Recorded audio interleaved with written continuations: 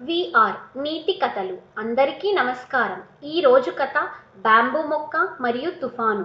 గట్టిగా నిలబడడం బలం కాదు, ఎప్పుడు వంగాలో తెలిసినదే నిజమైన బలం. ఒక చిన్న గ్రామంలో ఒక పెద్ద బలమైన చెట్టు, దాని పక్కనే ఒక సన్నని బ్యాంబూ మొక్క పెరుగుతున్నాయి. ఒకరోజు గ్రామాన్ని భారీ తుఫాను తాకింది. గాలి బలంగా వీచింది, వర్షం కురిసింది, అన్నీ కదిలిపోయాయి. పెద్ద చెట్టు గర్వంగా చెప్పింది, నేను చాలా బలమైన దానిని, నన్ను ఏదీ కదిలించలేదు. కానీ బ్యాంబూ మొక్క గాలికి వంగింది. తుఫాను మరింత బలంగా వీచింది.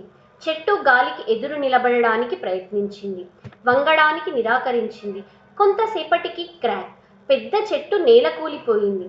తుఫాను ఆగిన తరువాత బ్యాంబూ మొక్క మెల్లగా మళ్ళీ నిటారుగా నిలబడింది. అది చూసిన రైతు ఇలా అన్నాడు, బలం అంటే గట్టిగా నిలబడడం కాదు, ఎప్పుడు వంగాలో ఎప్పుడు నిలబడాలో తెలిసినదే నిజమైన బలం.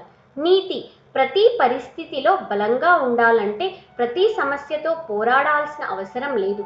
కొన్నిసార్లు ప్రశాంతంగా ఉండి పరిస్థితులకు అనుగుణంగా మారడం మనల్ని మరింత బలంగా చేస్తుంది. Please subscribe, like, share, comment. Thank you.